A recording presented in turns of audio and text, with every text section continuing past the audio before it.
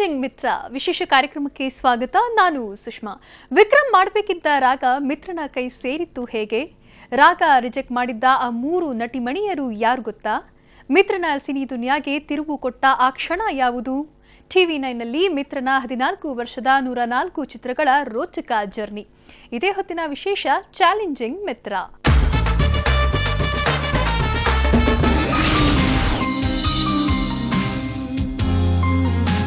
ಒಬ್ಬ ಕಲಾವಿದನಿಗೆ ಅಥವಾ ಪ್ರತಿಭೆ ಇರೋ ಯಾವುದೇ ವ್ಯಕ್ತಿಯ ಪ್ರತಿಭೆಗೆ ಅವಮಾನ ಆದಾಗ, ಆತನ ಕನಸಿಗೆ ಕೊಕ್ಕೆ ಬಿದ್ದಾಗ ಅವನು ಹತಾಶನಾಗದೆ, ಛಲ ಬಿಡದೆ, ಗುರಿ ಮುಟ್ಟೋ ದಾರಿಯಲ್ಲಿ ಕಲ್ಲು ಮುಳ್ಳುಗಳನ್ನು ನೋಡದೆ ಎಲ್ಲವನ್ನೂ ಮೆಟ್ಟಿ ನಿಂತಾಗ ಏನಾಗುತ್ತೆ?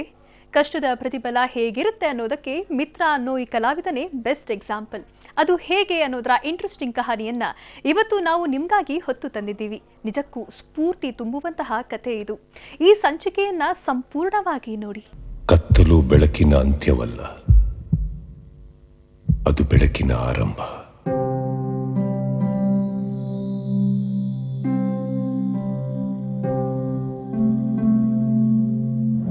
ದೃಷ್ಟಿ ಇಲ್ಲದೆ ಇರೋರು ಕುರುಡರಲ್ಲ,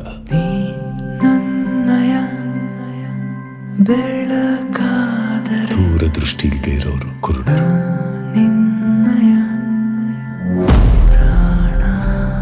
ಪ್ರಪಂಚ ತುಂಬಾ ಚಿಕ್ಕದ್ದು ಅನ್ಕೊಳ್ಳೋರ್ಗೆ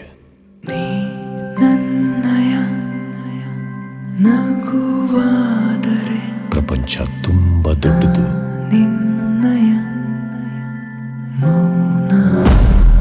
ಅನುಭವಿಸೋರ್ಗೆ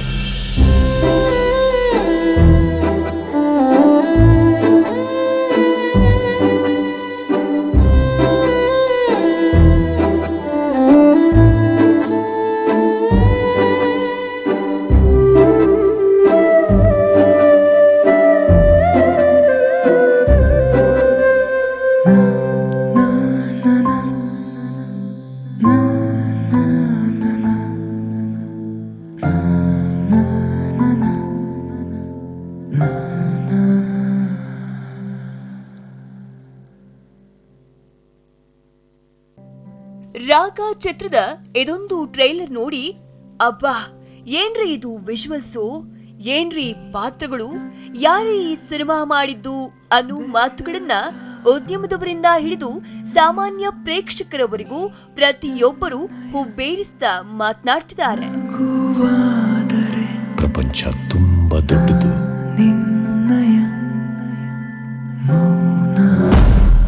ಮಿತ್ರ ಅನ್ನೋ ಒಬ್ಬ ಸಾಮಾನ್ಯ ಕಲಾವಿದನ ಕನಸು ಎಂಥದ್ದು, ಆತನ ಸಿನಿಮೋತ್ಸಾಹ ಎಂಥದ್ದು ಅನ್ನುವುದನ್ನ ಈ ಟ್ರೈಲರ್ ತೆರೆದಿಟ್ಟಿದೆ. ಈ ಸಿನಿಮಾ ದುಡ್ಡಿಗಾಗಿ ಮಾಡಿರುವುದಲ್ಲ, ಹೆಸರಿಗಾಗಿ ಮಾಡಿರುವುದಂತೂ ಅಲ್ಲವೇ ಅಲ್ಲ. ಅವಮಾನ, ನೋವು, ಮನಸೊಳಗಿರೋ ಸಿನಿಮೋತ್ಸಾಹದ ಕಾವು, ಸಿನಿಮಾ ಅನ್ನೋ ಈ ಅದ್ಭುತ ಜಗತ್ತಿನ ಮೇಲಿರೋ ಪ್ರೀತಿ ಇವತ್ತು ರಾಗ ಅನ್ನುವ ಈ ದೃಶ್ಯ ಚಿತ್ತಾರವನ್ನ ಮಿತ್ರನಿಂದ ಬಿಡಿಸಿದೆ.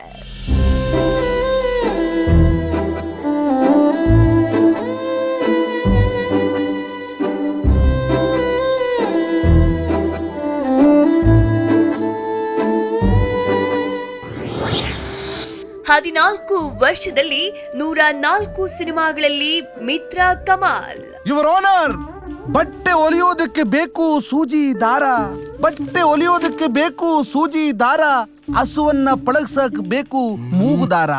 ಅಣ್ಣವರ ಸಿನಿಮಾ ಸಾಕ್ಷಾತ್ಕಾರ, ತಪ್ಪು ಮಾಡಿಲ್ಲ ನನ್ನ ಕಕ್ಷಿದಾರ.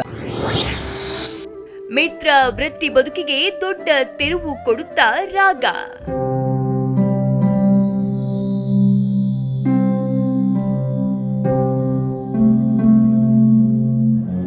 ಮಿತ್ರ ಸ್ಯಾಂಡಲ್ವುಡ್ ಅಂಗಳದ one of the familiar comedian. ಸತತ 14 ವರ್ಷಗಳಿಂದ ಕನ್ನಡ ಚಿತ್ರರಂಗದಲ್ಲಿ ಸಿನಿಪ್ರಿಯರನ್ನ ರಂಜಿಸ್ತಾ ಬರ್ತಿರೋ ಅದ್ಭುತ ಕಲಾವಿದ. 14 ವರ್ಷದಲ್ಲಿ 104 ಸಿನಿಮಾಗಳಲ್ಲಿ ನಟಿಸಿರೋ ಮಿತ್ರ ಚಿತ್ರರಂಗದ ಪಾಲಿಗೆ ಉತ್ತಮ ಗೆಳೆಯ ಕೂಡ ಹೌದು. ಸಣ್ಣ ಪುಟ್ಟ ಪಾತ್ರಗಳಿಂದ ಹಿಡಿದು ಹೀರೋ ಗೆಳೆಯನ ಪಾತ್ರದವರೆಗೆ ಭಿನ್ನ ವಿಭಿನ್ನ ಪಾತ್ರಗಳಲ್ಲಿ ಕಮಾಲ್ ಮಾಡಿದ್ದಾರೆ ಮಿತ್ರ. ಗೊತ್ತಿಲ್ವಾ? ಗೊತ್ತುಂಟು, ಆದ್ರೆ ಗೊತ್ತಿಲ್ಲ. ಅದೇ ವಾಸ್ತು, ಜ್ಯೋತಿಷ್ಯ, ಪುನರ್ಜನ್ಮ. ಟಿವಿಲಿ ಬರ್ತಾರಲ್ಲ, ಯಶವಾನಂದ ಸ್ವಾಮಿಗಳು. ಒಮ್ಮೆ ನಾನು ನಿಮ್ಮ ಮನೆನೆಲ್ಲ ಸುತ್ತ ನೋಡ್ಬೇಕಲ್ಲ. ಮನೆ ನೋಡ್ತೀರಾ? ಬನ್ನಿ ಬನ್ನಿ, 500 ವರ್ಷ ಹಳೆದು ಮಾರಾಯ, ಹಿರಿಯರು ಎಲ್ಲಿಯವರೆಗೂ 100ಕ್ಕೂ ಅಧಿಕ ಸಿನಿಮಾಗಳಲ್ಲಿ ಹಾಸ್ಯದ ಹೊನಲನ್ನ ಹರಿಸಿರುವ ಮಿತ್ರ ಸಿನಿಪ್ರಿಯರ ಪಾಲಿಗೆ ಒಬ್ಬ ಕಲಾವಿದನಷ್ಟೇ. ಆದ್ರೆ ಆತ ಬರೀ ಒಬ್ಬ ಹಾಸ್ಯ ಕಲಾವಿದನಷ್ಟೇ ಅಲ್ಲ, ಅತ್ಯದ್ಭುತ ಕಲಾವಿದ, ನಿರ್ಮಾಪಕ ಕೂಡ ಹೌದು. ಮಿತ್ರ ಎಂಟರ್ಟೈನರ್ಸ್ ಬ್ಯಾನರ್ ನಡಿ ಮಿತ್ರ ನಟಿಸಿ ನಿರ್ಮಿಸಿರೋ ರಾಗ ಸಿನಿಮಾ ರಿಲೀಸ್ಗೂ ಮೊದಲೇ ದೊಡ್ಡ ಭರವಸೆ ಮೂಡಿಸಿದೆ. ಕ್ಲಾಸಿ ಕಥೆ ಮೂಲಕ ಸಖತ್ ಫೀಲ್ ಕೊಡ್ತಾ ಇದೆ ಟ್ರೇಲರ್. ಮಿತ್ರನ ವೃತ್ತಿ ಬದುಕಿನ ರೋಚಕ ಜರ್ನಿಯನ್ನ ನಿಮಗೆ ಪರಿಚಯಿಸ್ತೀವಿ. ಆದ್ರೆ ಅದಕ್ಕೂ ಮುನ್ನ ಮಿತ್ರ ನಿರ್ಮಿಸಿರೋ ರಾಗ ಚಿತ್ರದ ಬಗ್ಗೆ ಹೇಳಿಬಿಡ್ತೀವಿ, ಕೇಳಿ. ಪ್ರಪಂಚ ತುಂಬಾ ದೊಡ್ಡದು.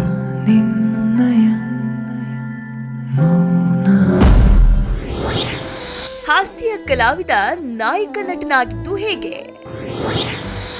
ವಿಕ್ರಮ್ ಮಾಡಬೇಕಿದ್ದ ರಾಗ ಮಿತ್ರನ ಪಾಲಾಗಿದ್ದ ಹೇಗೆ?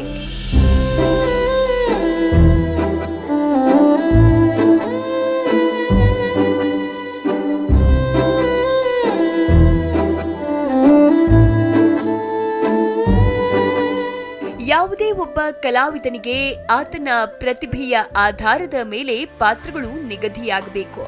ಬಾಹ್ಯ ಸೌಂದರ್ಯಕ್ಕಿಂತ ಹೆಚ್ಚಾಗಿ ನಟನಾ ಸೌಂದರ್ಯಕ್ಕೆ ಬೆಲೆ ಕೊಡುವಂತಿರಬೇಕು.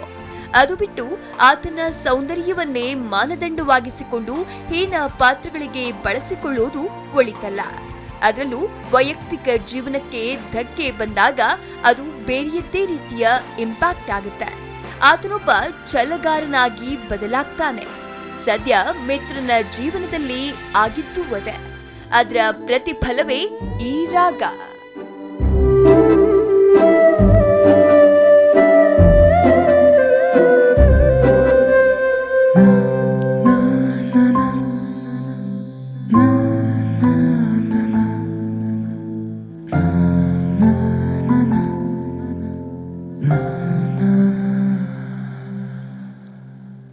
ಒಂದೇ ರೀತಿಯ ಪಾತ್ರಗಳಿಗೆ ಫಿಕ್ಸ್ ಆಗಿ ಬ್ರ್ಯಾಂಡ್ ಆಗಿಬಿಟ್ಟಿದ್ದ ಮಿತ್ರ ಅದರಿಂದ ಹೊರಬರೋಕೆ ಅಂತಾನೆ ಮಾಡಿದ ಚಿತ್ರ ರಾಗ. ಪಿಸಿ ಶೇಖರ್ ನಿರ್ದೇಶನ, ಅರ್ಜುನ್ ಜನ್ಯ ಸಂಗೀತ, ವೈದಿ ಸಿನಿಮಾಟೋಗ್ರಫಿ, ಹೀಗೆ ದೊಡ್ಡ ಕಾಂಬಿನೇಷನ್ನ ದೊಡ್ಡ ಸಿನಿಮಾ. ಇವೆಲ್ಲಕ್ಕಿಂತ ಮಿಗಿಲಾಗಿ ಮಿತ್ರನ ಜೊತೆ ಮಲಯಾಳಿ ಬೊಂಬಾ ಚೆಲುವೆ ಭಾಮ. ಇವೆಲ್ಲದರ ಸಂಗಮವೇ ಈ ರಾಗ. ಸದ್ಯ ಕ್ಲಾಸಿ ಟೈಟಲ್ ಮತ್ತು ಫ್ರೆಶ್ ಸ್ಟೋರಿ ಲೈನ್ನಿಂದ ಸಿನಿಪ್ರಿಯರ ಮನಸ್ಸಿಗೆ ನಾಟ್ತಾ ಇದೆ ಮಿತ್ರನ ರಾಗ.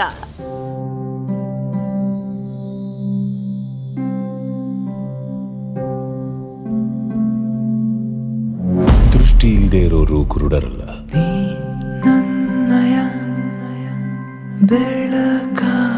ದೂರ ದೃಷ್ಟಿ ಇಲ್ಲದೆ ಇರೋರು ಕುರುಡರು.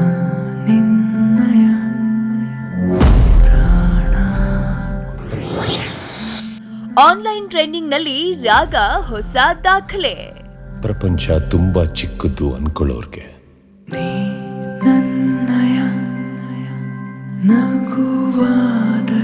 ಪ್ರಪಂಚ ತುಂಬಾ ದೊಡ್ಡದು.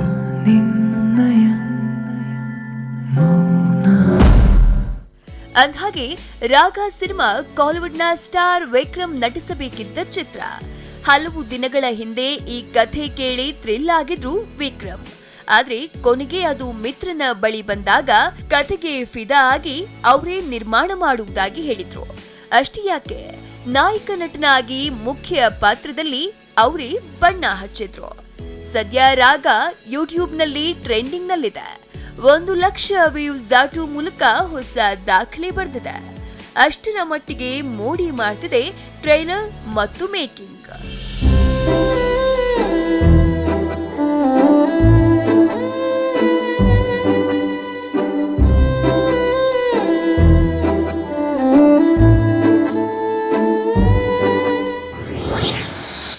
ರಾಗ ರಿಜೆಕ್ಟ್ ಮಾಡಿದ್ದ ಆ 3 ನಟಿಮಣಿಯರು ಯಾರು? ಅಂಧ ಮನಸ್ಸುಗಳ ಚಂದದ ಕಥೆಗೆ ಭಾಮ ಆಯ್ಕೆಯಾಗಿದ್ದು ಹೇಗೆ?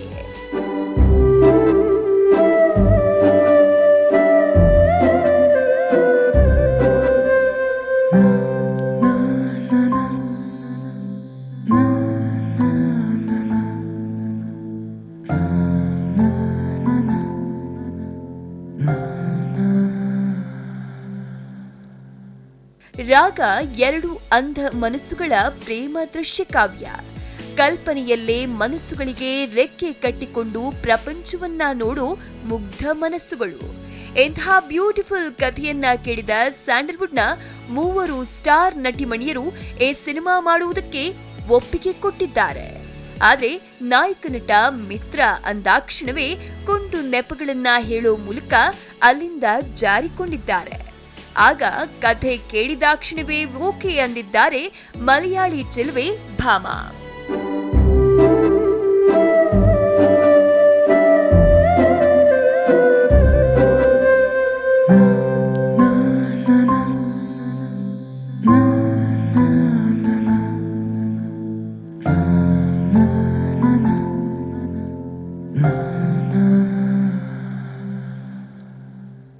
ಅಂದ್ಹಾಗೆ ಭಾಮಾ ಕನ್ನಡದಲ್ಲಿ ನಟಿಸ್ತಿರುವುದು ಇದೇ ಮೊದಲಲ್ಲ.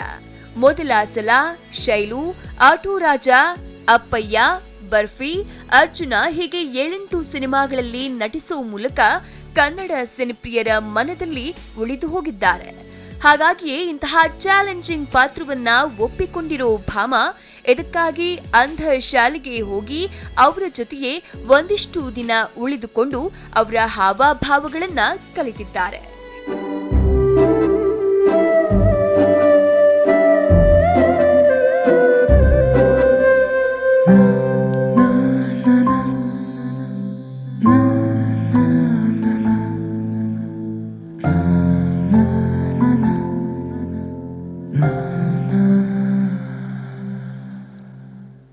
ಇತ್ತ ಮಿತ್ರ ಕೂಡ ಸುಮಾರು 20 ದಿನ ಕುರುಡರ ಜೊತೆಗೂಡಿ ಸಿನಿಮಾಗಾಗಿ ಮತ್ತು ಪಾತ್ರಕ್ಕಾಗಿ ಸಾಕಷ್ಟು ಕಲಿತಿದ್ದಾರೆ. ಜಿಮ್ನಲ್ಲಿ ವರ್ಕೌಟ್ ಮಾಡಿ ಬರೋಬ್ಬರಿ 14 kg ತೂಕ ಕೂಡ ಇಳಿಸಿಕೊಂಡಿದ್ದಾರೆ. ಒಟ್ಟಾರೆ ಒಬ್ಬ ಹಾಸ್ಯ ಕಲಾವಿದನ ಕನಸು, ಶ್ರಮ, ಶ್ರದ್ಧೆಗೆ ಇದೊಂದು ಉತ್ತಮ ನಿದರ್ಶನ ಅನ್ನುವುದನ್ನ ದೃಶ್ಯ ಕಾವ್ಯ ರಾಗ ಚಿತ್ರರಂಗಕ್ಕೆ ಸಾರಿ ಹೇಳ್ತಿದೆ.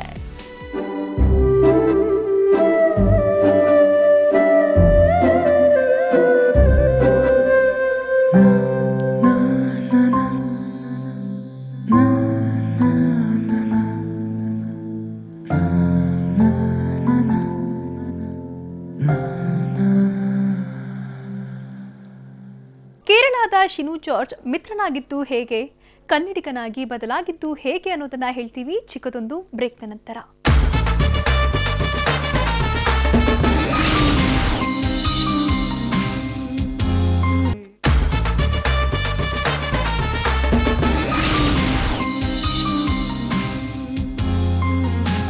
ನಮ್ಮ ಕನ್ನಡಿಗರು ಪರಭಾಷೆಯಲ್ಲಿ ಮಿಂಚ್ತಿರೋದು ಗೊತ್ತೇ ಇದೆ.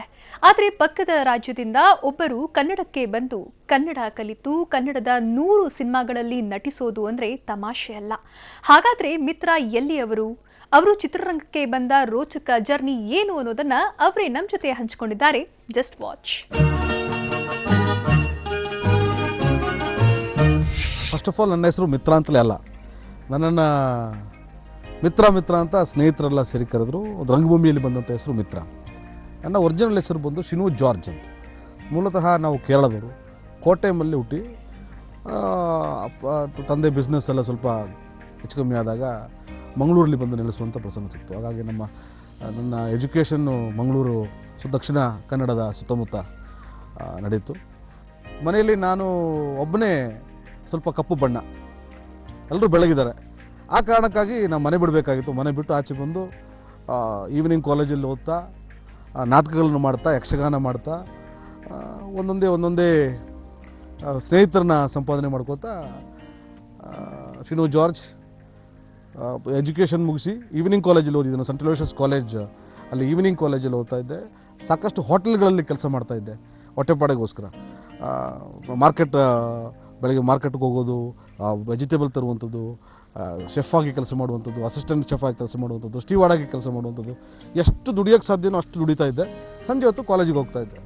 ಕಾಲೇಜ್ ಮುಗಿದ ತಕ್ಷಣ RK ಭಟ್ ಸುಳ್ಯ ಅಂತೇಳಿ ಭಾಳ ದೊಡ್ಡ ವಿಷನರಿ, ಇಸ್ ವೆರಿ ತುಂಬ ಬಿಸ್ನೆಸ್ ಓರಿಯೆಂಟೆಡ್, ಮತ್ತು ಈ ಕಲೆ ಮತ್ತು ಬಿಸ್ನೆಸ್ಸನ್ನು ಒಟ್ಟಿಗೆ ಕಂಬೈನ್ ಮಾಡುವಂಥ ಒಂದು ಒಳ್ಳೆ ಕಾನ್ಸೆಪ್ಟು ವೀರಭೂಮಿ ಅನ್ನೋ ಒಂದು ಪ್ರವಾಸಿ ಗ್ರಾಮ.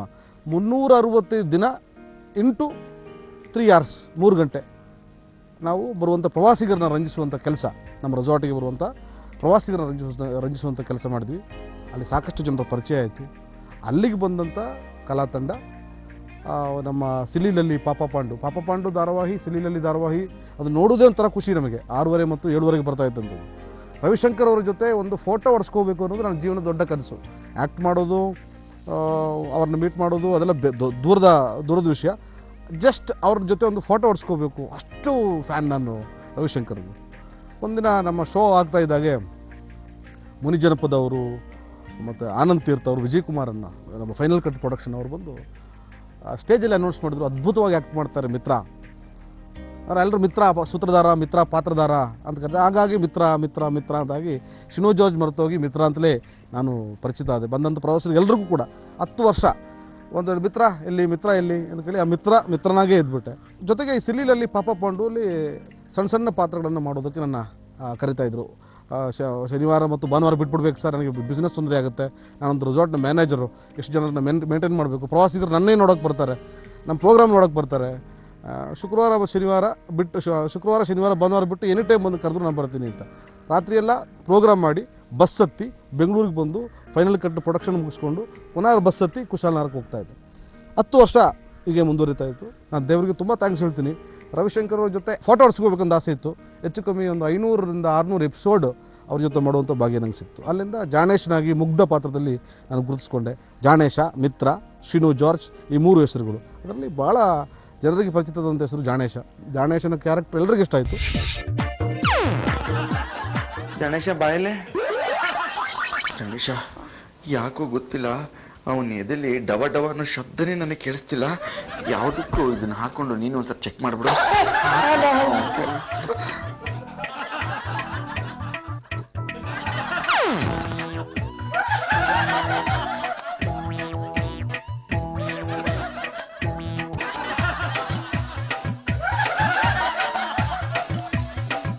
ಯಜಮಾನ್ರೆ, ಇವನ್ ಸತ್ತೋಗ್ಬಿಟ್ಟಿದ್ದಾರೆ. ನಿಮ್ ಕ್ಲಿನಿಕ್ ಬಂದಾಗ ನನಗ್ ಬುದ್ಧಿ ಇಲ್ಲ. ಇಂಡಸ್ಟ್ರಿಗೆ ಬರೋಕ್ಕೂ ಮುಂಚೆ ನನಗೆ ಮದುವೆ ಆಗಿತ್ತು. 2 ಮಕ್ಕಳಿದ್ರು. 22ನೇ ವಯಸ್ಸಿಗೆ ನನ್ನ ಮದುವೆ. ಬಂದೆ.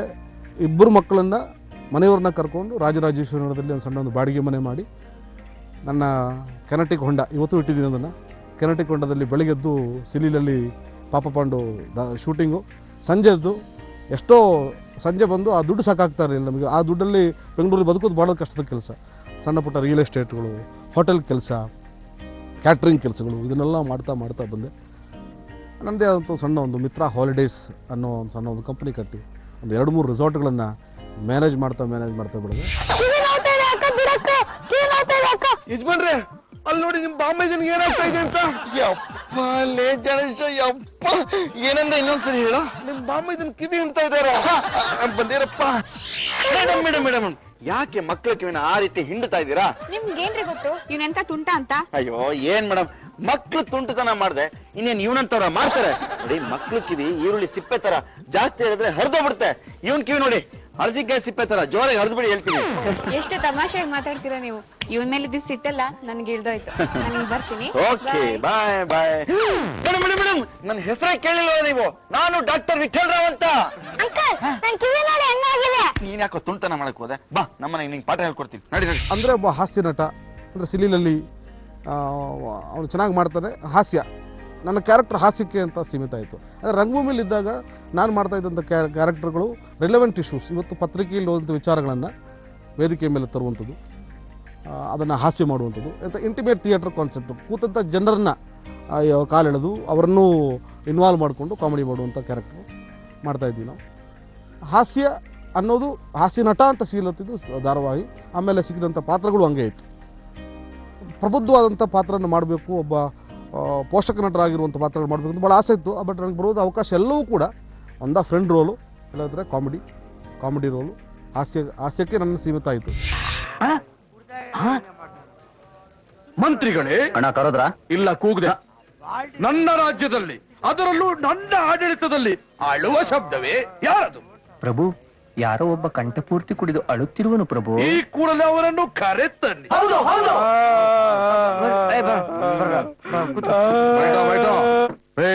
ಏನ್ ಮಾತು ಅಂತ ಮಾತಾಡ್ತಾ ಇದ್ದೀರಾ? ನನಗೂ ಬಾರ್ಗೂ ಎಣ್ಣೆ ಸಿಕ್ಕಕ್ಕೆ ಇದ್ದಂಗೆ ಅಂತದ್ರಲ್ಲಿ ನಾನು ಬಾರ್ಗ್ ಹೋಗ್ತೀನಾ? ಹೌದಣ್ಣ, ಅವತ್ ನಾನು ಗ್ಯಾರಂಟಿನಾ ಅಂತಾನು ಕೇಳ್ದೆ. ಹೌದು ಮಹಾಪ್ರಭು, ಇವಾಗ ಅಕಾಟ ಕಾಟ ಅಂದ್ರಿ. ಹಂಗಂದನ ಮರಿ ಯಾಕೆ ಎಣ್ಣೆ ಸತ್ತಂಗ್ ಹೇಳ್ತಾ ಇದ್ಯಾ? ನನ್ನ ರಾಜ್ಯದಲ್ಲಿ ಅಳುವೆ ಅಕಟ ಅಕಟ.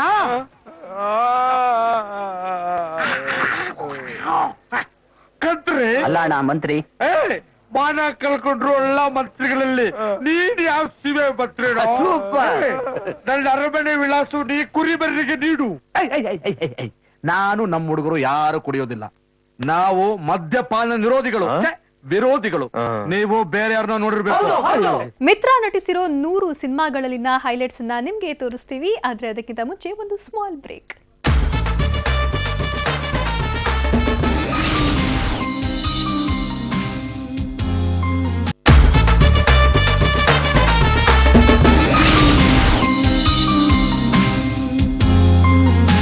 ಡಾಕ್ಟರ್ ಶಿವರಾಜ್ ಕುಮಾರ್ ಅವರ ಶ್ರೀರಾಮ್ ಚಿತ್ರದ ಮೂಲಕ ಚಿತ್ರರಂಗಕ್ಕೆ ಪರಿಚಯವಾದ ಮಿತ್ರ ಉಪೇಂದ್ರ, ಪುನೀತ್ ರಾಜ್ಕುಮಾರ್, ಗಣೇಶ್, ಯಶ್, ಪ್ರಜ್ವಲ್, ದಿಗಂತ್ ಹೀಗೆ ಬಹುತೇಕ ಎಲ್ಲ ಸ್ಟಾರ್ಗಳ ಜೊತೆ ಸ್ಕ್ರೀನ್ ಶೇರ್ ಮಾಡಿದ್ದಾರೆ. ಅವುಗಳ ವಿಶೇಷತೆಗಳ ಬಗ್ಗೆ ಮಿತ್ರ ಏನ್ ಹೇಳ್ತಾರೆ ಅನ್ನೋದನ್ನ ಕಾಮಿಡಿ ಜಲಕ್ ಜೊತೆ ಒಮ್ಮೆ ನೋಡ್ಕೊಂಡು ಬನ್ನಿ. ನಮ್ಮ ಡಾಕ್ಟರ್ ಶಿವಣ್ಣ ಅವರ ಸಿನಿಮಾದ ಮೂಲಕ ಕನಕಪುರ ಎಂ ಕಾಂತರಾಜ್ ಅವರು ಕಂಪನಿ ಫಿಲಿಮ್ಸ್ ನಡೆಯಲು ಬಂದಾಗ ನನಗೆ ತುಂಬ ವೀರಭೂಮಿಯಲ್ಲಿ ಪರಿಚಯ ಆದಂಥವ್ರು. ನನ್ನ ಜನಪದ ಹಾಡುಗಳನ್ನು ಕೇಳಿ ನನ್ನ ಹಾಸ್ಯ ನೋಡಿ ನನ್ನ ಖುಷಿಪಟ್ಟು ನಿಮ್ಗೆ ಒಳ್ಳೆ ಭವಿಷ್ಯ ಇದೆ ಅಂತ ಹೇಳಿದಂಥವ್ರು ಅವರು ಕರೆದೊಂದು ಪಾತ್ರ ಕೊಟ್ಟರು ನನಗೆ. ಅದು ಫಸ್ಟ್ ಟೈಮ್ ನಾನು ಆ್ಯಕ್ಟ್ ಮಾಡಿದಂಥ ಸಿನಿಮಾ. ಕ್ಯಾಮ್ರಾ ಹೀಗಿರುತ್ತೆ. ಶಿವರಾಜ್ ಕುಮಾರ್ ಅಂದರೆ ನನಗೆ ಶಿವರಾಜ್ ಕುಮಾರ್ ಮೊದಲೇ ತುಂಬ ಇಷ್ಟವಾಗಿರುವಂಥ ನಟ. ಶಿವಣ್ಣನ ಬಗ್ಗೆ ನಿಜ ಶಿವಣ್ಣ ಅಂತ ಹೇಳಿದ ತಕ್ಷಣ ನನಗೆ ಭಾಳ ಇಷ್ಟ. ಅವ್ರ ಶೈಲಿ, ಅವ್ರ ಡ್ರೆಸ್ಸು, ಅವ್ರು ನಡೆಯೋದನ್ನೆಲ್ಲ ನಾನು ಆಗಲೇ ಕಾಪಿ ಮಾಡ್ತಾಯಿದ್ದೆ. ಅವ್ರ ಜೊತೆ ಆ್ಯಕ್ಟ್ ಮಾಡುವಂಥ ಅವಕಾಶ ಸಿಕ್ತು ನನಗೆ. ಗಣೇಶ್ ಅವ್ರ ಜೊತೆ ಒಂದು 6 ಸಿನಿಮಾಗಳಲ್ಲಿ 7 ಸಿನಿಮಾಗಳಲ್ಲಿ ಅಭಿನಯಿಸಿದ್ದೀನಿ. ಸರ್ಕಸ್ಸು, ಉಲ್ಲಾಸ ಉತ್ಸಾಹ, ಆಮೇಲೆ ರೋಮಿಯೋ, ಸ್ಟೈಲ್ ಕಿಂಗ್, ಅರಮನೆ ಈ ಸಿನಿಮಾದಲ್ಲಿ ಅಭಿನಯಿಸಿತ್ತು.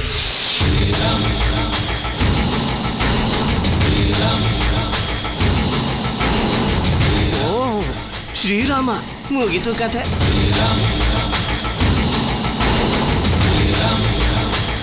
ನೀನೇ ನನ್ನ ಕಡೆ ಇದೆಯೋ ಇಲ್ಲ ಅವನ ಕಡೆ ಇದೆಯೋ? ಸ್ವಾಮಿ, ನಾನೇನೋ ನಿಮ್ಮ ಕಡೆ ಇದ್ದೀನಿ, ಆದರೆ ಅದೃಷ್ಟ ಹಣೆ ಬರ ಎಲ್ಲ ಅವನ ಕಡೆ ಇದೆಯಲ್ಲ. ಪವನ್ ಅವರು ಪರಿಚಯ ಆಗಿ, ಪವನ್ ಅವ್ರ ಮೂಲಕ ಯೋಗರಾಜ್ ಭಟ್ರ ಪರಿಚಯ ಆಗಿ ಪಂಚರಂಗಿ ಮತ್ತು ಮನಸಾರೆ ಸಿನಿಮಾ ಸಿಕ್ತು. ಮನಸಾರೆಯಲ್ಲಿ ನನ್ನ ಪಾತ್ರ ಅಂದರೆ ನಾನೊಬ್ಬ ನಟ ಅನ್ನೋದನ್ನು ಪ್ರೂವ್ ಮಾಡಿಸಿದ್ರು ಯೋಗರಾಜ್ ಭಟ್ರು. ಒಂದು ಹುಚ್ಚನ್ ಪಾತ್ರ, ಕಾಮಿಡಿ ಅಲ್ಲ, ತುಂಬ ಸೀರಿಯಸ್ ಆಗಿದ್ದುಕೊಂಡು ಎಲ್ಲರನ್ನು ನಗಿಸುವಂಥ ಒಂದು ಪಾತ್ರ. ಬಟ್ಟೆ ಬೇಡ ಅನ್ನೋ ಪಾತ್ರ ಜನರಿಗೆ ಇಷ್ಟ ಆಯಿತು. ಸಿನಿಮಾ ಮುಗಿದ ತಕ್ಷಣ ಎಲ್ಲರೂ ಬಟ್ಟೆ ಬೇಡ ಅಂದರೆ ಆಚೆ ಬಂದರು. ಬಟ್ಟೆ ಬೇಡ,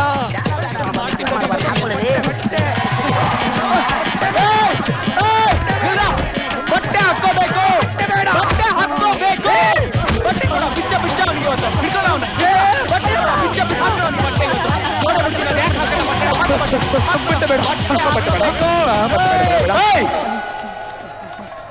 ಪವನ್ ಅವರೇ ಸ್ಕ್ರೀನ್ ಪ್ಲೇ ಮಾಡಿದ್ದು ಯೋಗರಾಜ್ ಭಟ್ರ ಮತ್ತೊಂದು ಸಿನಿಮಾ ಪಂಚರಂಗಿ, ಸೇಮ್ ಟೀಮ್.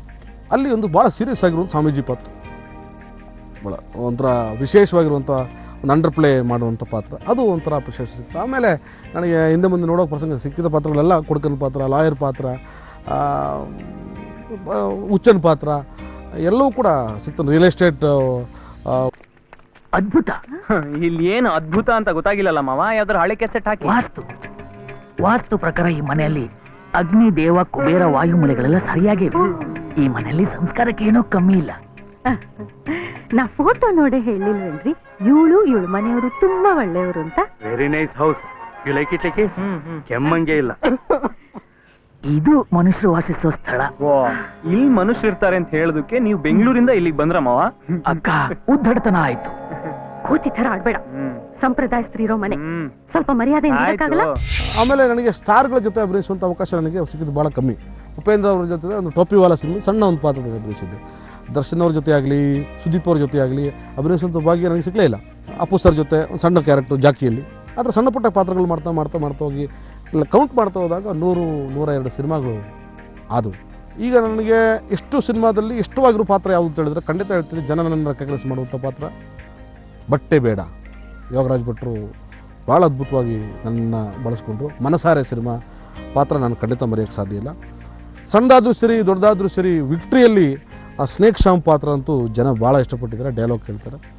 ಆಮೇಲೆ ಅಧ್ಯಕ್ಷ ಸಿನಿಮಾದಲ್ಲಿ ನಾನು ಬರುವಂಥ ಗುಣವಂತನ ಪಾತ್ರ ಕೂಡ ಜನರಿಗೆ ಇಷ್ಟಪಡ್ತೀನಿ. ಬಟ್ ನನಗೆ ಆಲ್ ಟೈಮ್ ರಾಗ ಅನ್ನೋ ಸಿನಿಮಾ ಬಿಟ್ಟರೆ ನನ್ನ ಮನಸ್ಸಲ್ಲಿ ತುಂಬ ಕಾಡಿದಂಥ, ನನಗೆ ತುಂಬ ಇಷ್ಟಪಟ್ಟಂಥ, ಜನಮನ್ನಣೆ ಕೊಟ್ಟಂಥ, ಮಿತ್ರ ಒಬ್ಬ ನಟ ಅಂತ ಗುರುತಿಸಿದಂತಹ ಪಾತ್ರ ಮನಸಾರೆಯ ಬಟ್ಟೆ ಬೇಡ ಪಾತ್ರ. ಬಟ್ಟೆ ಬಟ್ಟೆ ಬಟ್ಟೆ ಬಟ್ಟೆ ಬೇಡ. ಬಟ್ಟೆ ಬೇಕಾ? ಬಟ್ಟೆ ಬೇಕಾ ನಿನ್ಗೆ?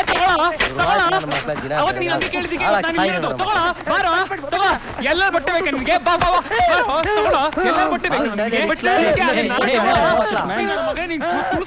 ಸಿಕ್ಕಾಪಟ್ಟೆ ಡಬಲ್ ಮೀನಿಂಗ್ ಇರುವಂಥ ಸಂಭಾಷಣೆಗಳನ್ನು ಹೇಳೋದು ಒಂಥರ ಇರುಸುಮುರುಸು ಅನ್ನಿಸ್ತು. ಯಾಕಂದರೆ ನನ್ನ ಮಗ ಬೆಳೆದಿದ್ದಾರೆ, ಮಗಳು ಬೆಳೆದಿದ್ದಾಳೆ, ಸಮಾಜದಲ್ಲಿ ಸಣ್ಣ ಹೆಸರಿದೆ. ಹಾಸ್ಯರಂಜನಿ ಕಾರ್ಯಕ್ರಮ ಮಾಡ್ತೀನಿ, ಸ್ಟೇಜ್ ಶೋಗಳು ಮಾಡ್ತೀನಿ, ಸ್ಟ್ಯಾಂಡಪ್ ಕಾಮಿಡಿ ಮಾಡ್ತೀನಿ, ಬಿಸ್ನೆಸ್ಸಲ್ಲಿ ನಾನು ಗುರುತಿಸ್ಕೊಂಡಿದ್ದೀನಿ. ನಾನು ಡಬಲ್ ಮೀನಿಂಗ್ ಡೈಲಾಗ್ಸನ್ನು ಜಾಸ್ತಿ ಹೊಡೆದ್ರೆ ನಾಳೆ ಸಮಾಜದಲ್ಲಿ ನನಗೆ ಇರುವಂಥ ಗೌರವ ಕಮ್ಮಿ ಆಗುತ್ತೆ, ನನಗೆ ನನ್ನನ್ನು ಜನ ನೋಡುವಂಥ ರೀತಿ ಬದಲಾಗುತ್ತೆ ಅನ್ನೋ ಉದ್ದೇಶಕ್ಕೋಸ್ಕರ ಒಂದು ಸಿನಿಮಾದಲ್ಲಿ ಭಾಳ ಅವ್ರ ಹೆಸರು ಬೇಡ, ತುಂಬ ಅಶ್ಲೀಲಕರವಾದಂಥ ಸಂಭಾಷಣೆ ಇತ್ತು. ಅದು ನನಗೆ ಹೇಳೋದು ಭಾಳ ಕಷ್ಟ ಆಗಿ ಮೇಕಪ್ಪನ್ನು ತೆಗೆದು ಕಣ್ಣೀರಾಗ್ತಾ ಬಂದು 2 ತಿಂಗಳು ಸಿನಿಮಾದ ಕಡೆ ಗಮನನೇ ಬಿಟ್ಬಿಟ್ಟಿದ್ದೆ. ಆಲ್ಮೋಸ್ಟ್ ನಾನು ರಿಟೈರ್ಮೆಂಟ್ ತಗೊಂಡಿದ್ದೆ. ನಾವು ಮೇನ್ ಸಿನಿಮಾ ಇದ್ದಂಗೆ ಟ್ರೈಲರ್ನಲ್ಲಿ ಆಟ ಆಡ್ದಂಗೆ ಅಲ್ಲ. ನನ್ನ ಏಜ್ಗೆ ಟ್ರೈಲರ್ ಅದು ತೋರಿಸ್ತೀನಿ, ಆದ್ರೆ ಸಿಂಪಲ್ ಆಗಿ ಒಂದು ಲವ್ ಸ್ಟೋರಿ ಇಲ್ವಾ? ಗುಣ ಇನ್ಕಮಿಂಗ್ ಚೆನ್ನಾಗಿದೆ, ಗೊತ್ತಾಯ್ತಾ? ಯಾಕೋ ಏನಾಯ್ತು ಬಾಲು? ನಿಮ್ಮ ಮಾತು ಕೇಳಿ ಹಾರ್ಟ್ ಬ್ಲಾಸ್ಟ್ ಆಯ್ತು ಅನ್ಕೊಂಡೆ. ಮೋಸ್ಟ್ಲಿ ಕೆಳಗಡೆ ಬ್ಲಾಸ್ಟ್ ಆಗಿರ್ಬೇಕು. ಅಂದ್ರೆ ಗಾಡಿ ಪಂಚರ್ ಆಗಿದೆ ಅನ್ಸುತ್ತೆ. ನಿಮ್ಮ ಮಾತು ಮುಂದುವರಿಸಿ. ಸಾಧ್ಯವಾದ್ರೆ ಫೋನಲ್ಲೇ ಎಂಗೇಜ್ಮೆಂಟ್ ಮಾಡ್ಕೊಂಬಿಡಿ, ನಾನು ಸ್ಟೆಪ್ನಿ ಇದೆಯಾ ನೋಡ್ತೀನಿ. ಬೇಜಾರಾಗಿ ಕೂತಿದ್ದ ಸಂದರ್ಭದಲ್ಲಿ ಬಿಸ್ನೆಸ್ ಕಡೆನೇ ಕಾನ್ಸಂಟ್ರೇಟ್ ಮಾಡ್ಕೊಂಡಿದ್ದೆ. ಆಗ ಜನ ಕೇಳ್ತಾರೆ, ಯಾಕೆ ಸರ್ ಶೂಟಿಂಗ್ ಇಲ್ವಾ, ಯಾವುದು ಸಿಗ್ತಾ ಇಲ್ವಾ, ಯಾವುದು ಶೂಟಿಂಗ್ ಇಲ್ವಾ ಅಂತ ಕೇಳುವಾಗ ಅದನ್ನು ಅವ್ರು ಉತ್ತರಿಸೋದು ಭಾಳ ಕಷ್ಟ ಆಗ್ತಿತ್ತು ನಮಗೆ. ಒಬ್ಬ ಕಲಾವಿದನಾಗಿ ಆ ಕೊರಗು, ಅದು ಒಳ್ಳೆ ಪಾತ್ರ ಮಾಡಿಲ್ಲ ಅನ್ನೋ ಕೊರಗು ಇದ್ದೇ ಇರ್ತಿತ್ತು. ಆ ಟೈಮಲ್ಲಿ ನನಗೆ ಸಿಗದಂಥವ್ರು ಶಶಿಕಾಂತ್ ಅಂತೇಳೋ ಒಂದು ಅದ್ಭುತವಾದಂಥ ಡೈರೆಕ್ಟ್ರು, ಬಾಲ್ಪೆನ್ ಅನ್ನೋ ಒಂದು ಸಿನಿಮಾ ಮಾಡಿದರು. ಅವರಲ್ಲಿ ಒಂದು ಅದ್ಭುತವಾದಂಥ ಮಲಯಾಳಂ ಸಿನಿಮಾ, ಭಾಳಷ್ಟು ಹೆಸರು ಮಾಡಿದಂಥ ಸಿನಿಮಾ ಅದು ಶಟರ್ ಅಂತ ಹೇಳ್ಬಿಟ್ಟು ಭಾಳ ಒಳ್ಳೆ ಸಿನಿಮಾ, ಅದು ಕನ್ನಡಕ್ಕೂ ಬಂತು. ಬಳಿ ಅನಾಥ ಶವ ಪರಿಸ್ಥಿತಿಗಳನ್ನು ಪತ್ತಿಯರು ಒಂದು 2 ದಿನಕ್ಕೆ ನೀವು ಮಾಡು ಕುಲಾಯಿದ್ದಾವ ಈ ಟೈಪ್ ಜನ ಬೇಕು ನನಗೆ ತಪ್ಪಲ್ಲ.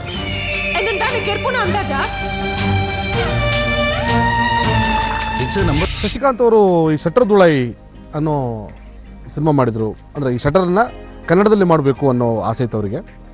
ಅದು ಕಾರಣಾಂತರಗಳಿಂದ ಪ್ರಕಾಶ್ ರೈ ಅವರು ಅದನ್ನು ಇದೊಳ್ಳೆ ರಾಮಾಯಣ ಅಂತ ಮತ್ತೆ ಮಾಡಿದರು. ಈ ಮಧ್ಯದ ಗ್ಯಾಪಲ್ಲಿ ನಾವು ನಂಗೆ ತುಳು ಭಾಷೆ ಚೆನ್ನಾಗಿ ಬರುವ ಕಾರಣ ತುಳುವಲ್ಲಿ ಈ ಸಿನಿಮಾನ ಶಟರ್ ದುಳಾಯಿ ಮಾಡಿಸಿದ್ರು. ತುಂಬ ಪ್ರಬುದ್ಧವಾದಂಥ ಪಾತ್ರ, ಒಂದು ಆಟೋ ಡ್ರೈವರ್ ದಾಮು ಕ್ಯಾರೆಕ್ಟರು, ಮಲಯಾಳಮಲ್ಲಿ ತುಂಬ ಒಳ್ಳೆ ಹೆಸರು ಮಾಡ್ತದ್ದು. ಅದನ್ನು ಅದಕ್ಕೆ ಇನ್ನೂ ಸ್ವಲ್ಪ ಹೊತ್ತು ಕೊಟ್ಟು ನನ್ನ ಕೈಯಲ್ಲಿ ಮಾಡಿಸಿದ್ರು. ಸರ್ ಇಷ್ಟು ದೊಡ್ಡ ಕ್ಯಾರೆಕ್ಟರ್ ನಂಗೆ ಕೊಡ್ತಾ ಇದ್ದೀರಾ, ಜೊತೆಗೆ ಆಮೇಲೆ ತುಂಬ ಮೆಚೂರ್ ಕ್ಯಾರೆಕ್ಟರ್ ಇದು, ನಾನು ಮಾಡಿಸ್ತೀನಿ ಮಿತ್ರರೇ, ನಾನು ನಿಮ್ಮನ್ನು ನೋಡಿದಾಗಲೂ ಮಾತಾಡಿಸಿದಾಗೆಲ್ಲ ನನಗೆ ಅನಿಸ್ತಾ ಇದೆ, ನೀವು ಬಿಸ್ನೆಸ್ ಆಗಿ ಕೂತಾಗ ಭಾಳ ಸೀರಿಯಸ್ ಆಗಿರ್ತೀರಿ, ಪಾತ್ರಕ್ಕೆ ಬಂದಾಗ ಹಾಸ್ಯವಾಗಿರ್ತೀರಿ ಅಷ್ಟೇ. ನೀವು ನೀವು ನಿಜವಾಗ್ಲೂ by nature you are very serious person. ನಿಮ್ಮ ಕೈ ಆ ಶೇಡು ಭಾಳ ಅದ್ಭುತವಾಗಿದೆ ಅಂತ ನನ್ನ ಫಸ್ಟ್ ರೆಕಗ್ನೈಸ್ ಮಾಡಿದಂಥವ್ರು ಶಶಿಕಾಂತ್ ಅವರು. ಶಟರ್ ದುಳಾಯಿ ತುಂಬ ಒಳ್ಳೆ ಹೆಸರು ಮಾಡಿಕೊಡ್ತು ನನಗೆ. ನನ್ನ ಆ ಪ್ರಬುದ್ಧತೆ ಬಗ್ಗೆ ಜನ ಎಲ್ಲ ಭಾಳ ಚೆನ್ನಾಗಿ ಮಾತಾಡಿದ್ರು, ಅಪ್ರಿಷಿಯೇಟ್ ಮಾಡಿದ್ರು.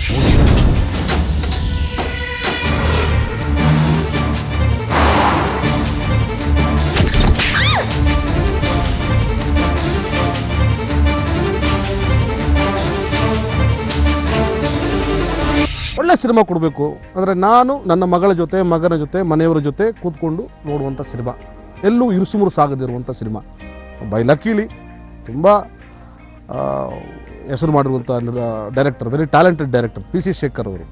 ನಾನು ಅವರ 3 ಸಿನಿಮಾದಲ್ಲಿ ಅಭಿನಯಿಸಿದ್ದೆ. ಸ್ಟೈಲ್ ಕಿಂಗಲ್ಲಿ ಒಂದು ಸಣ್ಣ ಪುಟ್ಟ ಪಾತ್ರವಾಗಿ ಮಾಡಿದ್ದೆ. ರೋಮಿಯೋದಲ್ಲಿ ಫಸ್ಟ್ ಟೈಮ್ ನಾನು ಅವ್ರ ಜೊತೆ ಆ್ಯಕ್ಟ್ ಮಾಡಿದ್ದು. ತುಂಬ ಒಳ್ಳೆ ರೋಲ್ ಕೊಟ್ಟಿದ್ದರು ನನಗೆ. ಒಂದು ಲಾಯರ್ ಕ್ಯಾರೆಕ್ಟರ್ ಗಣೇಶ್ ಅವ್ರ ಜೊತೆ, ಗಣೇಶ್ ಅವರ ಲಾಯರ್ ಕ್ಯಾರೆಕ್ಟರ್ನ ಕೊಟ್ಟಿದ್ದರು. ಸಖತ್ ತುಂಬ ಅಪ್ರಿಷಿಯೇಷನ್ ಸಿಕ್ತು ನನಗೆ ಎಲ್ಲ ಕಡೆಯಿಂದಲೂ ಕೂಡ. ಈಗಲೂ ಸ್ಟೇಜ್ ಪ್ರೋಗ್ರಾಮ್ ಹೋದಾಗ ಸರ್ ಲಾಯರ್ ಡೈಲಾಗ್ ಹೊಡೀರಿ ಅಂತ ಹೇಳ್ಬಿಟ್ಟು ಜನ ಹೇಳ್ತಾರೆ. ನಿನಗೆ ಅವಳು ಬೇಕಾ ಬೇಡವಾ? ಬೇಕು. ನಿನಗೆ ನನ್ನ ಮೇಲೆ ನಂಬಿಕೆ ಇದೆಯಾ? ಇದೆಯಾ? ನಿನ್ನ ಬೀದಿ ನಿಲ್ಲಿಸ್ರು ಅವಳನ್ನ ಮನೇಲಿರಕ್ ನಾನ್ ಬಿಡಲ್ಲ. ಒಂದ ಅವಳ ನನ್ನ ಜೊತೆ ಬೀದಿಲಿರ್ಬೇಕು, ಇಲ್ಲ ಅವಳ ನನ್ನ ಜೊತೆ ಮನೇಲಿರ್ಬೇಕು. ಕಾನ್ವೆಂಟ್ ಸ್ಕೂಲ್ ಓದಿ ಲಾಯರ್ ಆದವನಲ್ಲ ಕೊಡೋ ನಾನು. ಕಾರ್ಪೊರೇಷನ್ ಸ್ಕೂಲ್ ಓದವನು. ಕಾನ್ಸ್ಟಿಟ್ಯೂಷನ್ ಬುಕ್ ನ ಬರೀ ಎಕ್ಸಾಮ್ಗೋಸ್ಕರ ಓದವನು ನಾನು. ನಿನ್ನ ಕೇಸಲ್ಲಿ ಏನೇನ್ ಲೂಪ್ಸ್ ಇದೆ, ಏನ್ ಮಾಡ್ತೀರಿ ಅಂತ ಮನೆಗೆ ಬರ್ತಾಳೆ ಅಂತ ನಂಗೆ ಚೆನ್ನಾಗಿ ಗೊತ್ತು. ಏಯ್, ನನ್ನ ತಾಯಿ ಗರ್ಭದಲ್ಲಿದ್ದಾಗಲೇ ಯುದ್ಧ ಕಾಂಡ ಸಿನಿಮಾದಲ್ಲಿ ರವಿಚಂದ್ರನ್ ವಾದ ಮಾಡೋದು ನೋಡಿ ಬಿಸಿ ನೋಡ್ಕೊಂಡು ಹಚ್ಚ ಬಂದ ಮಗ ನಾನು. ಮೀಸೆ ಬಿಟ್ಬಿಡ್ತೀನೋ, ಮೀಸೆ ಬಿಟ್ಬಿಡ್ತೀನಿ. ಗೆಲ್ತಿ ಅಲ್ಲೋ ಕೇಸ್ ಇದು. ರಾಗ ಸಿನಿಮಾದ ವಿಶೇಷತೆಗಳ ಜೊತೆಗೆ ಅದರಿಂದ ಮಿತ್ರನಿಗಾದ ಅವಮಾನಗಳು ಏನು ಅನ್ನೋದನ್ನ ಹೇಳ್ತೀವಿ ಸ್ಮಾಲ್ ಬ್ರೇಕ್ನ ನಂತರ.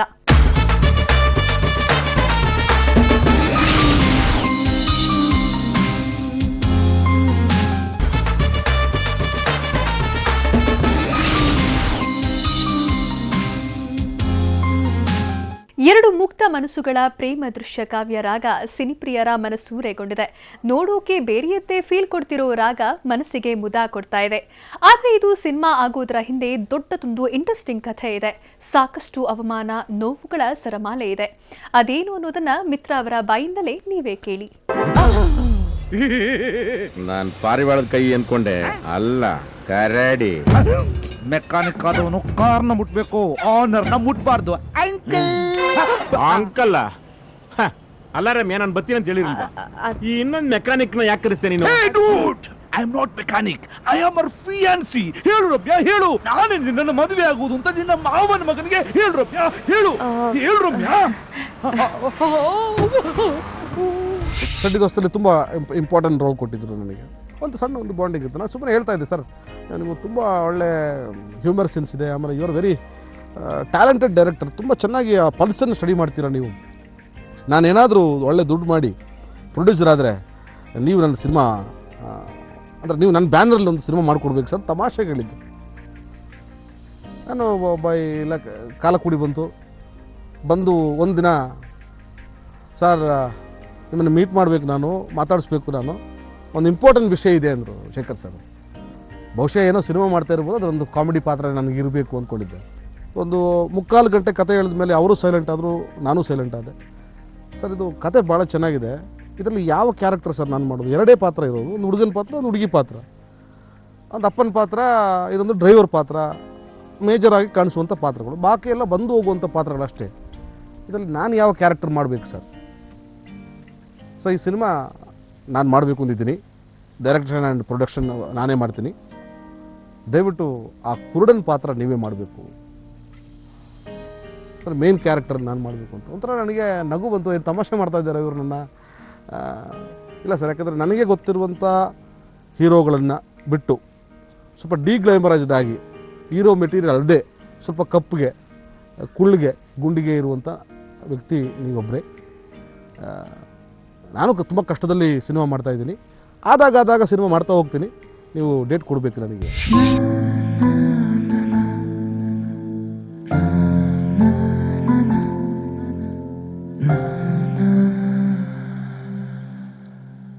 ಒಬ್ಬ ನಟನಾಗಿ ತುಂಬ ದೊಡ್ಡ ಚಾಲೆಂಜನ್ನು ತಗೊಳ್ಳುವಂಥ ಪಾತ್ರ ಇದು.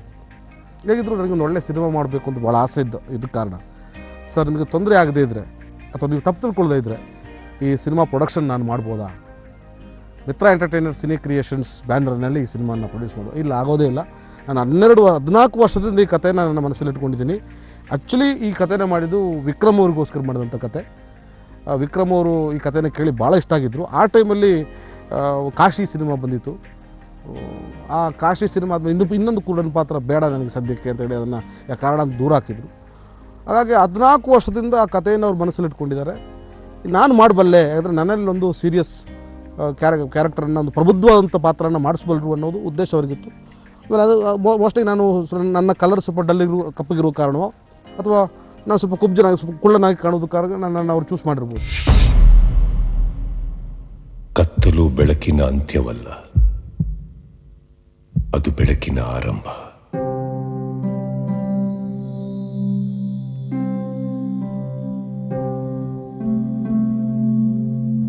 ದೃಷ್ಟಿ ಇಲ್ಲದೆ ಇರೋರು ಕುರುಡರಲ್ಲ.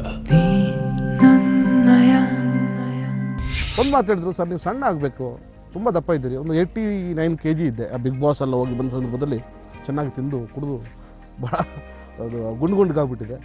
ಇಲ್ಲ ಸರ್ ನನಗೆ ತುಂಬ ಚೆನ್ನಾಗಿದೆ, ಈ ಪಾತ್ರ ನಾನೇ ಮಾಡಬೇಕು, ಆಮೇಲೆ ಈ ಪ್ರೊಡಕ್ಷನು ನಾನೇ ಮಾಡಬೇಕು ಅಂತ ಒಪ್ಪಲೇ ಇಲ್ಲ. ಆಮೇಲೆ ಹೇಗಾದರೂ ಮಾಡಿ ಅವ್ರನ್ನ ಒಪ್ಪಿಸಿ ಆಮೇಲೆ ಇನ್ನೊಂದು ಚಾಲೆಂಜ್ ಕೊಟ್ಟರು, ನಮಗೆ ನೀವು ಸಣ್ಣ ಆಗಬೇಕು 1-1.5 ತಿಂಗಳಲ್ಲಿ ಅಂತ. ನಾನು ಭಾಳ ಡೆಡಿಕೇಟ್ ಮಾಡಿ ಜಿಮ್ಗೆ ಹೋಗಿ ಡಯಟ್ ಮಾಡಿ 14 kg ವೆಯ್ಟನ್ನು ರೆಡ್ಯೂಸ್ ಮಾಡಿ ಈ ಪಾತ್ರಕ್ಕೋಸ್ಕರ ಸಿದ್ಧ ಆದೆ. ಸಾಕಷ್ಟು ಯೂಟ್ಯೂಬ್ ಲಿಂಕ್ಗಳನ್ನು ಕಳಿಸ್ಕೊಡ್ತಾಯಿದ್ರು, ಹುಡುಗರು ಹೀಗಿರ್ತಾರೆ, ಈ ಸಿನಿಮಾ ನೋಡಿ, ಈ ಕ್ಯಾರೆಕ್ಟರ್ನ ಅಬ್ಸರ್ವ್ ಮಾಡಿ, ಈ ಪುಸ್ತಕ ಓದಿ, ಕೂಡ್ರ ಬಗ್ಗೆ ಸ್ಟಡಿ ಮಾಡಿ, ಕಣ್ಣಾಸ್ಪತ್ರೆಗೆ ಹೋಗಿ ಡಾಕ್ಟರ್ ಜೊತೆ ಕಮ್ಯುನಿಕೇಟ್ ಮಾಡಿ ತುಂಬ ಹೋಮ್ವರ್ಕ್ ಕೊಟ್ಟರು. ಎಲ್ಲವನ್ನೂ ಕೂಡ ಮಾಡ್ತಾ ಹೋದೆ.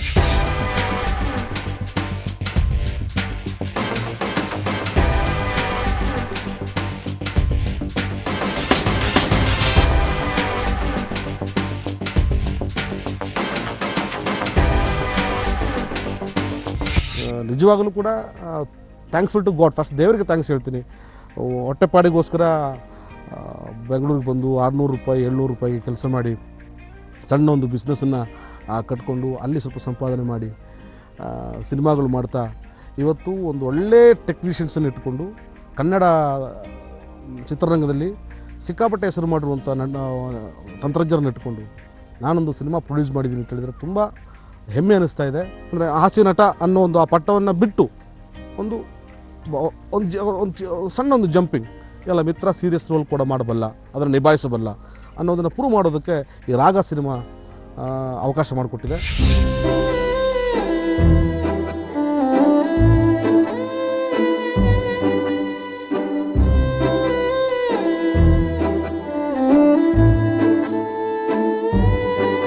ಈ ಕತೆ ನಾನು ಇಷ್ಟಪಟ್ಟ ಮೇಲೆ, ಅದು ವೈದ್ಯವರು ಇಷ್ಟಪಟ್ಟ ಮೇಲೆ, ನಮ್ಮ ಟೆಕ್ನಿಷಿಯನ್ಸ್ ಎಲ್ಲ ಇಷ್ಟಪಟ್ಟ ಮೇಲೆ ಯಾರು ಹೀರೋಯಿನ್ ಅನ್ನೋ ಪ್ರಶ್ನೆ ಮೂಡ್ತು. ಇದರಲ್ಲಿ ಭಾಳ ಮುದ್ದಾಗಿರುವಂಥ, ನೋಡೋದಕ್ಕೆ ಭಾಳ ಸುಂದರವಾಗಿರುವಂಥ ನನ್ನ, ಅಂದರೆ ನಾವು ಇಬ್ಬರು, ನಾನು ಮತ್ತು ಹುಡುಗಿ ನಿಂತಾಗ ಲಡ್ಡು ಮೇಲೆ ಒಂದು ನೊಣ ಕೂತಂಥ ಫೀಲ್ ಇರಬೇಕು. ಲಡ್ಡು ಹುಡುಗಿ, ಅದರ ಮೇಲೆ ನೊಣ ನಾನು. ಬೆಣ್ಣೆ ಮತ್ತು ರಾಗಿ ಮುದ್ದೆನಿಟ್ಟರೆ ಎಷ್ಟು ಡಿಫ್ರೆನ್ಸ್ ಇದೆಯೋ ಆ ಡಿಫ್ರೆನ್ಸ್ ಕಾಣಬೇಕು. ಒಬ್ಬ ಡಿಗ್ಲಾಮರೈಸ್ಡ್ ಕಪ್ಪಗಿರುವಂಥ ಹುಡುಗನೇ ಬೇಕು, ನೋಡೋಕ್ಕೆ ಚೆನ್ನಾಗಿಲ್ದಿರುವಂಥ ಹುಡುಗನೇ ಬೇಕು. ಅದಕ್ಕೆ ತದ್ವಿರುದ್ಧವಾಗಿರುವಂಥ ಭಾಳ ಸುಂದರವಾಗಿರುವಂಥ ಬ್ಯೂಟಿ ಆ್ಯಂಡ್ ಅಗ್ಲಿ ಬೇಕಾಗಿತ್ತು.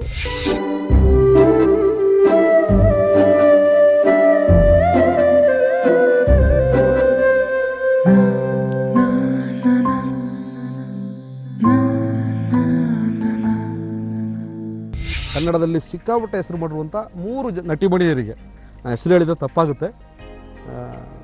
ಶೇಖರ್ ಅವರು ಹೋಗಿ ಕತೆ ಎಕ್ಸ್ಪ್ಲೇನ್ ಮಾಡಿದರು, ಕತೆ ಕೇಳಿ ಅವರು ಥ್ರಿಲ್ ಆದರು, ಖುಷಿಯಾದರು.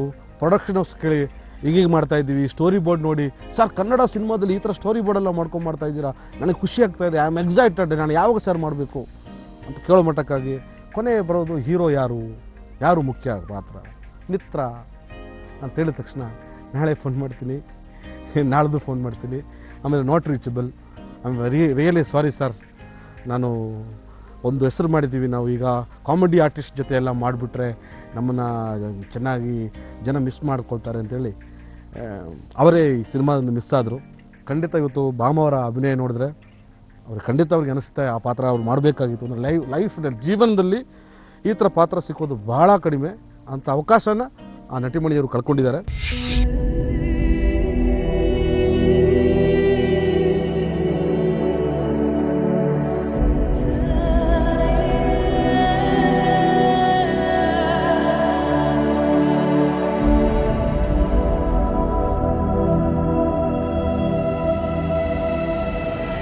ಕತೆ ಭಾಳ ಇಷ್ಟ ಆಗಿದೆ, ನಾನು ಮಾಡ್ತೀನಿ ಅಂತ ಬಂದು ಸಂಪೂರ್ಣ ಸಹಕಾರ ಕೊಟ್ಟು ಹೆಚ್ಚು ಕಮ್ಮಿ ಅವರು 15 ದಿವಸ ಕೂಡ್ರ ಶಾಲೆಯಲ್ಲಿ ಹೋಗಿ ಅವ್ರ ಜೊತೆ ಮಿಕ್ಸ್ ಆಗಿ ಸಾಕಷ್ಟು ಇನ್ಪುಟ್ಸ್ಗಳನ್ನು ಅವರು ಕೊಡ್ತಾ ಕಣ್ಣನ್ನು ನಾನು ಲೆನ್ಸ್ ಹಾಕ್ಕೊಂಡಿದ್ದೆ. ಅಂದರೆ ನನ್ನದೊಂದು ಒಂಥರ ಅಂಧತ್ವ ಆದರೆ ಅವ್ರದ್ದು ಮತ್ತೊಂಥರ ಅಂಧತ್ವ.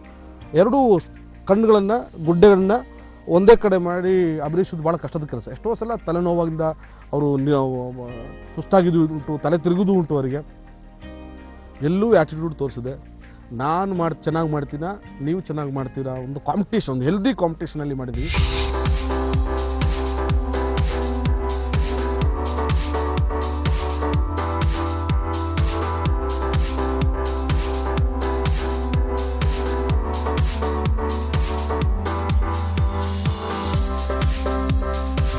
ಒಂದು ಮುದ್ದಾದಂಥ ಒಂದು ಸಣ್ಣ ಮಕ್ಕಳ ಥರ, ಒಂದು ಸಣ್ಣ ಮಕ್ಕಳು ಯಾವ ರೀತಿ ಇರ್ತಾರೋ ಆ ರೀತಿ ಆ ಎರಡೂ ಕ್ಯಾರೆಕ್ಟರ್ಗಳು ಕಾಣಿಸುತ್ತೆ.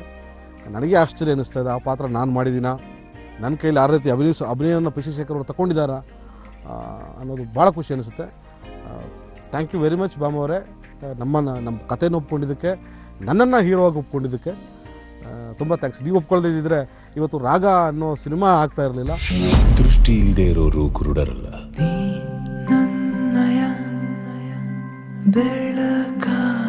ದೂರ ದೃಷ್ಟಿ ಇಲ್ಲದೆ ಇರೋರು ಕುರುಡರು.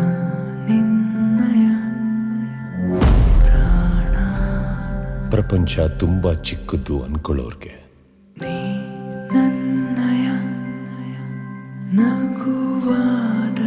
ಪ್ರಪಂಚ ತುಂಬಾ ದೊಡ್ಡದು.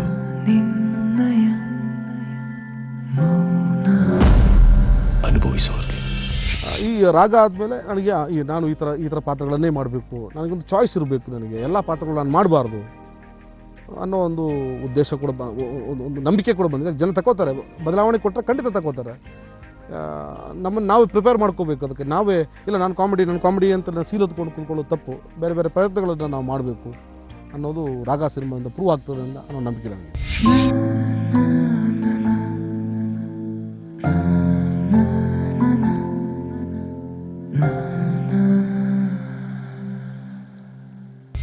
ನಾನು ಹೀರೋ ಅಲ್ವೇ ಅಲ್ಲ.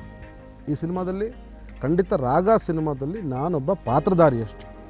ಹೀರೋ ಆಗುವಂಥ ಯಾವ ಲಕ್ಷಣಗಳು ಅಥವಾ ಯಾವ ಆಸೆನೂ ನನಗಿಲ್ಲ. ಈ ಪಾತ್ರಕ್ಕೆ ನನ್ನ ಥರ ಒಬ್ಬ ಕಪ್ಪಗಿರುವಂಥ ಡಿಗ್ಲಾಮರೈಸ್ ಪರ್ಸನ್ ಬೇಕಾಗಿತ್ತು. ಆ ಪಾತ್ರವಾಗಿ ನಾನು ಅಭಿನಯಿಸಿದ್ದೀನಿ.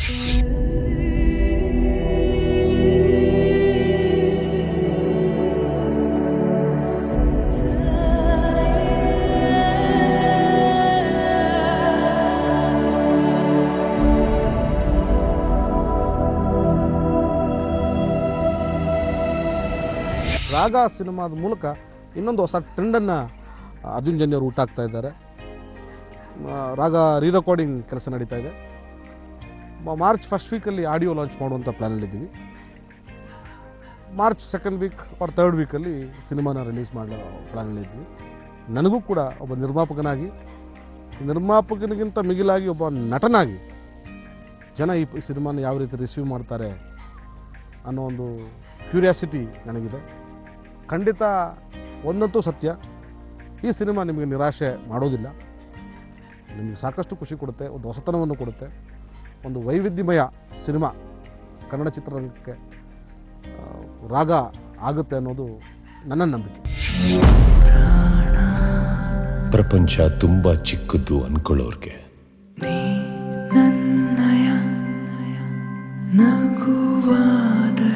ಪ್ರಪಂಚ ತುಂಬಾ ದೊಡ್ಡದು.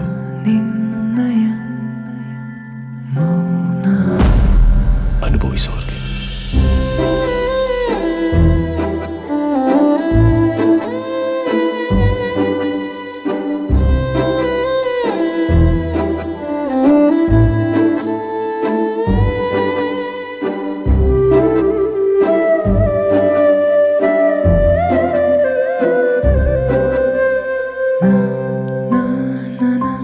ಒಟ್ಟಾರೆ ಮಿತ್ರನ ಸಿನಿ ಬದುಕು ಹೊಸ ಪ್ರತಿಭೆಗಳಿಗೆ ಸ್ಫೂರ್ತಿಯಾಗಲಿದೆ.